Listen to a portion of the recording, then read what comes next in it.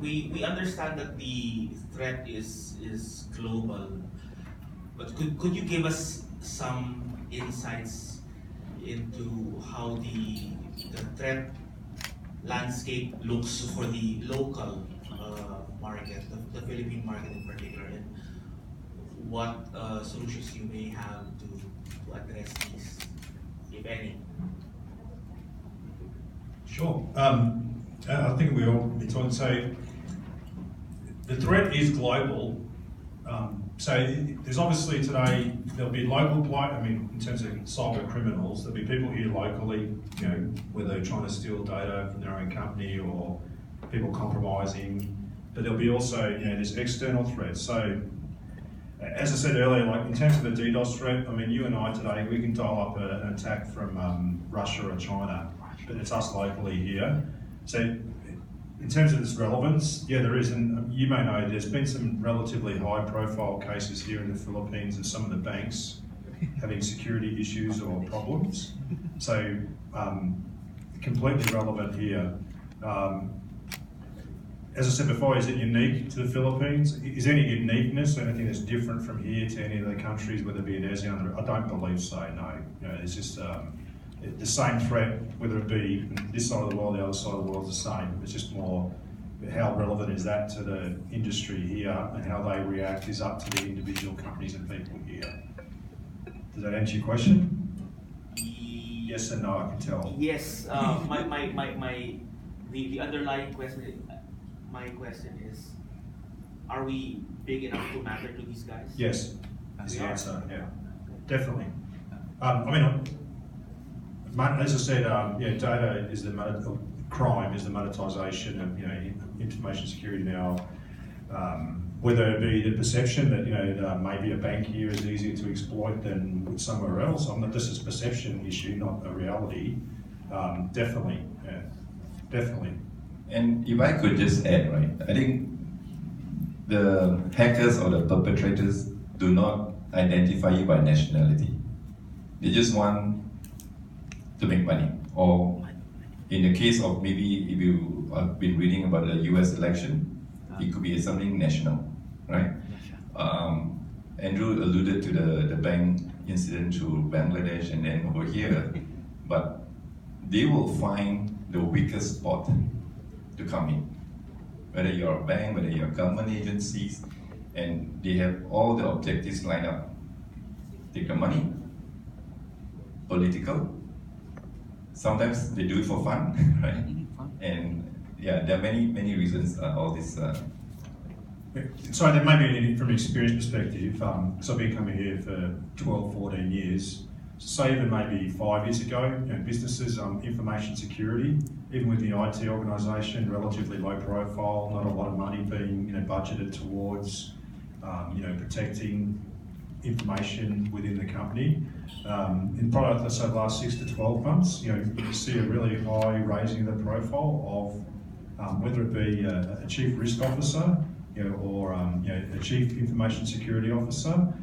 In some cases, not actually reporting within the IT organisation, reporting directly to, you know, members of the board of management.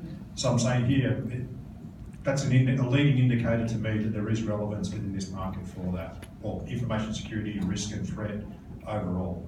Yeah, if I may add as well, Dax, because recently, I think last year you've heard about the WannaCry threat, right? And it hit local companies, you know, and we actually received information from some of these companies asking us to help them, you know, resolve these kinds of issues. And one other thing, he was alluding to the banks, both of our friends were alluding to banks, you know, just DDoS, right? Distributed denial of service. You see there was at one point, one of the major banks down, the service was down, you couldn't even try to withdraw money, right? So in effect, that's why it's global, but it's also very relevant to us here in the country. You know, this happens, and the thing about it is, again, alluding to the people. Most companies now are looking for CISOs. You know, I mean, before it was like they'd have a network manager, they'd have a application manager, but they're not the right people, I guess, to understand what kind of security threats. And so now there are a lot of companies that are hiring, getting people who understand threats and making them CISOs. So that's why it's relevant to us to be able to address this market in the country. Just one final follow-up. In terms of responding to the threat, where is the Philippines in the overall scheme of things versus our peers in the region, perhaps? Again, I don't think you can rank it country by country. It'd be, to me personally, individual business to individual business. I mean, obviously, there's companies here today. As I said, there's a CISO that works within Manila. I think is probably the best CISO I've ever met in my history of working. And he's a local Filipino. It's not, he doesn't come from anywhere else. But then probably, to be honest, there are other companies I met here where what we're talking about, they're not quite there yet. And again, I'll stress to you, that's not local to the Philippines or being disrespectful to this market. It's the same across the board, all companies. So you can't really say, is the Philippines better than Singapore or, I think it's more a company by company. But then it's also, as I said before, we all agree on this, it's more than what's the government doing, the regulatory environment they're trying to create. And what we're saying that they are, the attempts to get more regulation, more compliance is a great step. At the end of the day, that needs people within the industry, the organisations involved in that to become definitely contributing and trying to develop better standards. But it's a great effort to kick those things off.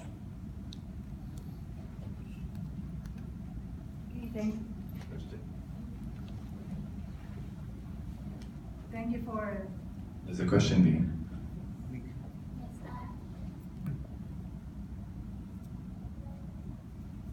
Yes, Patricia Esteves from Philippine Star. Exclusive Networks, with your partnership with Imperva and LogRhythm, what are your strengths together? Well, I think the strength is that they address certain security threat or they address the security the solutions that we need to send to our resellers, and in turn our resellers bring to their customers. And you could, if you saw the slides earlier, the presentation slides, they actually are solutions that are complementary, and they do have their strengths in mitigating and detecting, mitigating threats.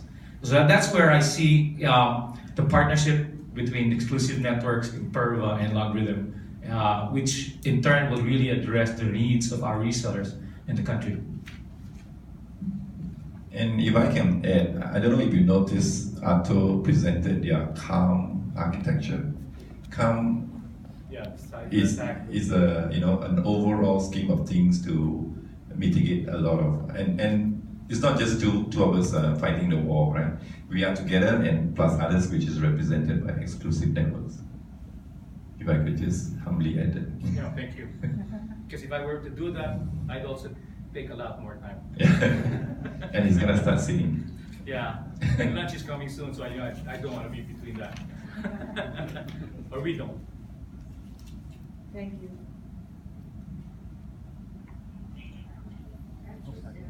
Yes. Is it working? The mic's not working. Thank you. Hi, good morning. Armin Adina, also from Lake Wider. Relax. Mr. Garcia, I have a question. Is your partnership with Imperva and LogRhythm exclusive for the Philippines, or is this a global initiative by Exclusive Networks? It is a global initiative, actually, because the partnership with Imperva and LogRhythm, actually, from my knowledge, was initiated in EMEA, where actually Exclusive Networks actually is a French company. And so that it started there, and then they went down, as Andrew mentioned, there was already a relationship in Thailand with my counterpart, or our counterpart office there.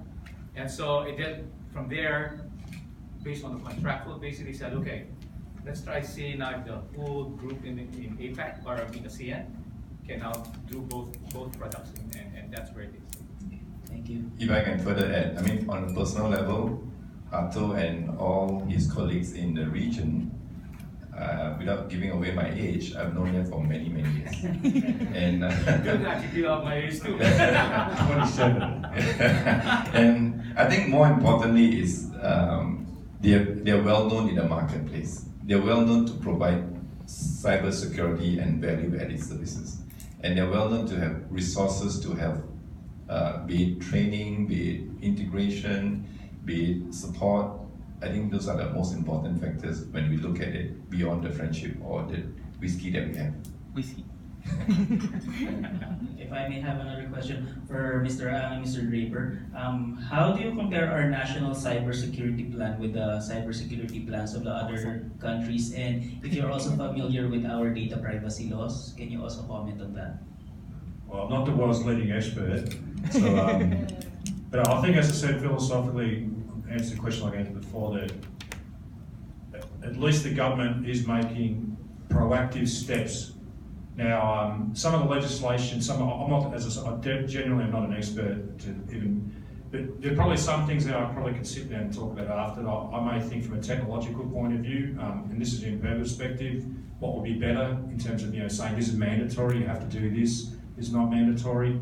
But the reality is, at least there's a step, and it's a very positive step, to bring in these standards and compliance and laws like that. Now, comparatively with some of the other countries, and I always come back because I live in Singapore, the Monetary Authority of Singapore has their own regulations and compliance, and they are probably some of the toughest in the world for the banking financial service community. They have real teeth, and unfortunately, it's a carrot and a stick. You can encourage people to do it, but I do firmly believe that you need to have the stick as well. There needs to be a lot of unfortunate, whether it be fines, or say in Singapore, the example would be that if a bank doesn't meet certain compliance standards, they can actually have their banking license taken away, they can be fined.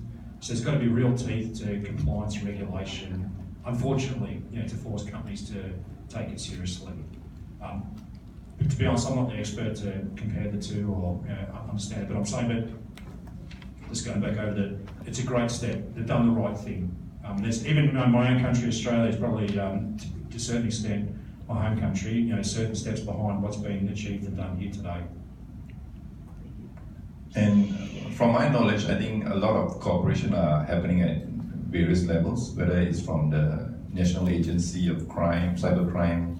I think many nations are coming together to share best practices, and NIST, GDPR, whether or not, I do believe the Philippines government is all plugged into that, and they continue to evolve and move forward. Thank you.